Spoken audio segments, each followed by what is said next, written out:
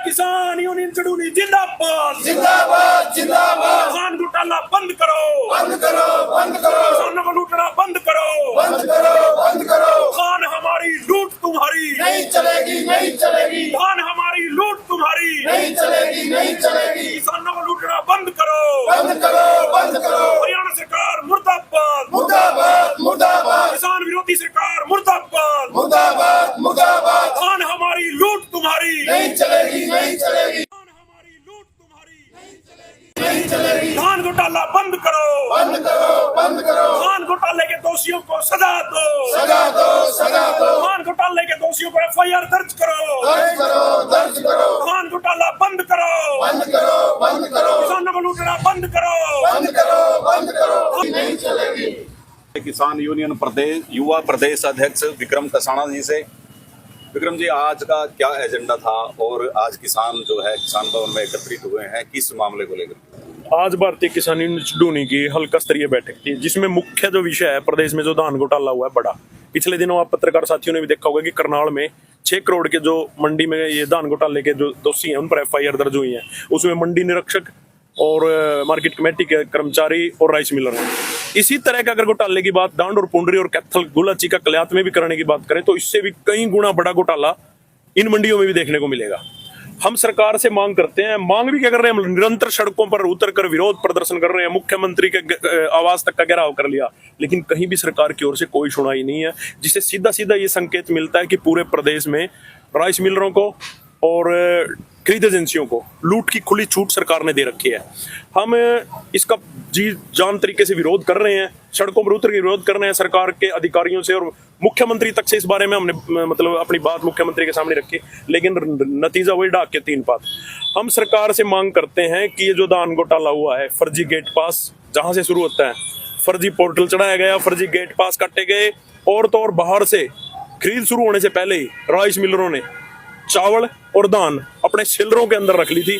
जब तक rice Miller का और खरीद सरकार का एग्रीमेंट नहीं हुआ, उससे पहले ही इन्होंने अपने शिलरों को धान से और चावलों से भरने का काम किया। अब ये इस फिराक में है कि जो 5-5 हजार से लेकर बड़े मिलर 10-10 हजार क्विंटल तक के चावल इन्होंने यूपी और बिहार से PDS का मंगवा कर शिलरों के अंदर रख रखा है, और PV से पहले ही, अभी PV नहीं हुई है, शिलर चला दिए गए हैं। अब ये उस चावल को धान में कन्वर्ट करने की फिराक में है। हम सरकार से मांग करते हैं और जिला प्रशासन से भी मांग करते हैं, मांग के साथ साथ चेतावनी भी देते हैं कि या तो तुरंत प्रभाव से PV करके इन सभी जो दोषी, चाहे वो अधिकारी हैं चाहे वो राइस मिलर हैं, इन पर मुकदमे दर्ज किया जाए, अन्यथा मजबूरन में जब आप PV करोगे, जब PV की टीमें राइस मिलरों में आएंगे तो मजबूरन जिस राइस मिलर में PV करने के लिए टीम आएगी, या तो भारतीय किसान यूनियन के 2 पदाधिकारियों को PV में साथ ले। उन 2 पदाधिकारियों की भी हम ये कह रहे हैं ना, हमसे TADA बत्ता कुछ भी नहीं लेंगे, तेल भी नहीं लेंगे PV में। हमारे आदमियों को उस निष्पक्ष, अगर ये कह रहे हैं कि निष्पक्ष तरीके से PV होगी तो हमारे आदमियों को उसमें साथ रखें, लेकिन अगर ये साथ नहीं रखते और ये PV में मोटे पैसे खाकर राइस मिलरों को क्लीन चिट देंगे तो मजबूरन उन राइस मिलरों के दरी बिछाकर बैठने का काम करेंगे। जब तक वो PV करके अंदर से निकलेंगे उनसे वहीं पर जवाब तलबी करेंगे। हमें पता है कि 100 के 100% राइस मिलर इस समय चावल और नाजायज तरीके से धान के अटे पड़े हैं। विक्रम जी, अनाज मंडियों के अंदर जो धान बिक रहा है तो किसान को MSP रेट पे वो है J फार्म कट के दिया जा रहा है जी, लेकिन उसके बावजूद एक कच्ची पर्ची दे दी जाती है। मेरे ख्याल से जितने किसान खड़े हैं, किसी भी किसान का MSP पे कोई दान बिका है? किसी का नहीं बिका। सब समर्थन मूल्य बिके, किसी की डेयरी, किसी किसान की नहीं बिकी, लेकिन कागजों में जो है, सरकारी कागजों में वो MSP पे बिक रही है टोटल की टोटली। तो ये भी तो एक घोटाला है।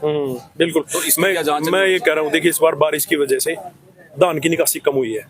जहां धान की निकासी कम हुई है वहां खरीद डांड और पुंडरी का तो रिकॉर्ड तोड़ कैथल के बाद, गुलाचिका के बाद अगर सबसे ज्यादा रिकॉर्ड तोड़ खरीद कहीं हुई है तो डांड और पुंडरी में हुई है। ये भी एक जांच का विषय है। अब किसान की मान लो 30 क्विंटल का किसान के पास पोर्टल था, उसकी निकासी हुई 20 क्विंटल, 10 क्विंटल का जो पोर्टल बच गया।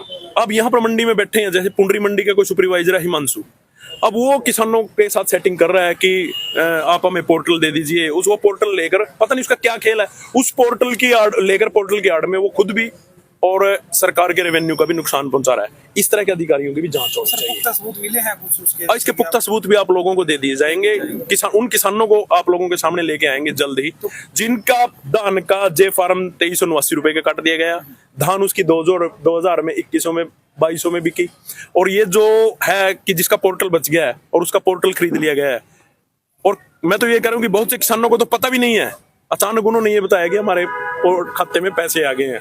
तो जब उन्होंने अपने आड़ती से संपर्क किया तो आड़ती ने ये कहा कि वो तो मिलके फोन पे बात नहीं होती, मिलके बैठ के बात करेंगे। तो इस तरह का घोटाला। विधायक तो लगातार मंडियों का दौरा कर रहे हैं, लगातार जांच भी कर रहे हैं, रेड भी कर रहे हैं, तो फिर भी उसके बावजूद भी आप कह रहे हैं भाई पुंडरी और डांड मंडी में इस तरह का जो चल रहा मैं है। आपके चैनल से दावे के साथ कह रहा हूँ, अगर कैथल जिले की अगर बात करें, सबसे बड़ा घोटाला अगर कहीं डांड और पुंडरी में है। विधायक जी ने मंडियों का दौरा किया, मंडियों का दौरा तो हर नेता करते हैं। अब कल कृषि मंत्री का बयान था कि जो किसान नेता ना तो इनके पास जमीन है और ना ये खेती करते हैं। ये तमाम किसान नेता कार्यकर्ता खड़े हैं। अगर कृषि मंत्री जी से कहना चाहता हूँ, अगर आप हमारे जे फार्म देखना चाहते हैं तो आपको जे फार्म भी दिखा देंगे। और अगर खेत में काम करने की बात है ना, तो ये सोशल मीडिया पे आजकल चल रहा है, तो आगे से मैं किसान साथियों से करूंगा कि जब ये खेत में कोई काम करें तो कम से कम हरियाणा के कृषि मंत्री को टैग करेंगे, कृषि मंत्री जी मैं किसान हूं, मैं किसान यूनियन का कार्यकर्ता हूं और मैं खेती भी करता हूं और मेरे पास जमीन भी है। तो इस तरह की जो अनाप शनाप बातें कर रहे हैं ये शोभा नहीं देती। दूसरी बात है, विधायक जी की बात करी, विधायक जी मंडियों में दौरा, विधायक जी से निवेदन करेंगे, पुंडरी के विधायक से, कैथल के एकमात्र विधायक है, नौजवान है, उम्मीद करते हैं कि लोग कह रहे हैं कि अच्छा काम कर रहे हैं। जिस तरह का करनाल की मंडी में भी एक बड़ा दान घोटाला हुआ है, तो उम्मीद करेंगे विधायक जी से कि आप निष्पक्ष जांच करवा के पुंडरी और डांड की मंडी में एक उससे भी बड़ा दान घोटाले को उजागर करने का काम करें। विक्रम जी, जो मार्केट कमेटी के अधिकारी हैं और ये एग्रीकल्चर के, तो उनका दावा है कि पुंडरी के अंदर, पुंडरी खंड के अंदर 8,000 एकड़ का जो रकबा है ना, वो पीआर दान का फालतू था, जिसकी वजह से इस बार जो है ना वो पीआर दान सबसे ज्यादा आई है। ये जो दावे कर रहे हैं, इनके दावों की मैं बात करता हूँ। इन्होंने जो फर्जी पोर्टल हुआ है ना, फर्जी पोर्टल में मान के चलो पुंडरी में 50 किलो में कॉलोनी काट दी गई, उस कॉलोनी का फर्जी पोर्टल चढ़ा दिया गया। गन्ने का जो रकबा है वो फर्जी पोर्टल पे चढ़ा दिया गया। और जो पॉपुलर हैं, जो तमाम तरह की इस तरह की जो मतलब गैर एग्रीकल्चर की है जमीन है, उनका भी पोर्टल चढ़वा कर इस तरह की बात कर रहे हैं। जो ये गैर रकबे की बात कर रहे हैं कि इस बार दान जो पीआर का रकबा था वो 8,000 क्विंटल का फालतू आप कह रहे हो, ये वो रकबा नहीं है, ये वो रकबा है जो कॉलोनियों का रकबा है। कॉलोनियों के आप चैलेंज के साथ अगर इस बात की गहराई तक जाएं तो पूरे पुंडरी में कॉलोनियों का भी पोर्टल किसानों के नाम से, आड़तियों के नाम से, मुनिमों के नाम से, रिक्शा रेडियो वालों के नाम से दर्ज है। एक चीज और भी सामने आई है कि भी जैसे ये पोर्टल की बात करते हैं, तो अभी पिछले दिनों जो बारिश आई थी, बारिश के अंदर बहुत सारा एरिया जो था वो पानी में डूब गया था, नष्ट हो गई थी फसल। तो सरकार ने पोर्टल खोला था कि जिसकी फसलें नष्ट हुई हैं वो पोर्टल पे दर्ज करें, तो वो दर्ज भी कर दी गई, भी वो फसलें नष्ट हो गई। और उसके बावजूद ई पोर्टल दिखा रहा है कि भी उसमें दान हुई है और दान बिक रही है। अब वो भी मैच नहीं कर रहा है। अब वो किसान, वो जिसकी किसान की फसल मरी वो पोर्टल पे दर्ज करा दिया, अब वो मुआवजे से तो वंचित हो गया क्योंकि उसकी तो खेत में फसल दिखा दी गई।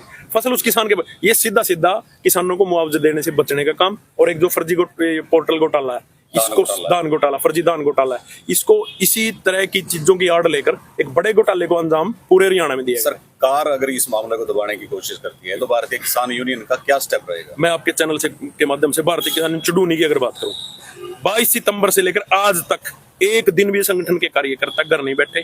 आप देख रहे होंगे करनाल, यमुनानगर, कुरुक्षेत्र, अंबाला, ये जो बॉर्डर के लगते डिस्ट्रिक्ट हैं, दिन रात टीमें वहां पर, हजारों ट्रक वहां पर भारतीय किसान यूनियन चुडूनी ने रोक रखे हैं। प्रशासन की मौजूदगी में खरीद एजेंसियों के सामने ट्रकों को पकड़वा दिया गया, लेकिन किसान यूनियन के कार्यकर्ताओं के जाने के बाद उन ट्रकों को छोड़ दिया गया और जहां पर वो ट्रक जाना चाहते थे उन्हीं राइस मिलरों में वो ट्रक गए हैं। तो इससे ज्यादा हम कर क्या सकते? अधिकारी भी और सरकार के लोग भी ये कहते हैं कि किसान यूनियन की आड़ में बदमाशी कर रहे हैं। और भारतीय किसान यूनियन के जो आपके राष्ट्रीय अध्यक्ष हैं गुरनाम चुडूनी जी, उन्होंने तो एक अधिकारी को थप्पड़ भी मार दिया। मैं कह रहा हूँ कि जो बदमाशी कर रहे हैं उन बदमाश आदमियों पे मुकदमे भी दर्ज होने चाहिए, ठीक है। और रही बात जो आपने सरदार गुरनाम सिंह चुडूनी जी की बात की कि थप्पड़ मारा है, सरदार भगत सिंह ने जब असेंबली में बम फेंका था, वो चाहते तो लोगों को मार भी सकते थे। उन्होंने खाली जगह में बम इसलिए गिराया था कि गूंगी और बहरी कानों के सरकार के कानों को खोलने के लिए धमाकों की जरूरत पड़ती है। जब 18 दिन तक लिफ्टिंग नहीं हुई, जीरी तबाह होगी, सड़गी, गलगी, जर्मिनेशन हो गया, उसके बाद हमारे पास चारा क्या जाता है? वो तो एक संकेत मात्र था। आने वाले समय में अगर इसी तरह अधिकारी आम जन को, किसान को, मजदूर को परेशान करने का काम करेंगे तो मजबूरन में हमारे पास और कोई चारा नहीं है। हम गांधी को भी मानते हैं और भगत सिंह की विचारधारा के प्रशंसक हैं, भगत सिंह की विचारधारा को फॉलो करते हैं। जरूरत पड़ी तो इस तरह के थप्पड़ बार बार पड़ेंगे, एक बार नहीं हर बार पड़ेंगे। और हर कार्यकर्ता, जब कोई सभी रास्ते बंद होंगे तो हमारे पास फिर और कोई चारा नहीं बचेगा।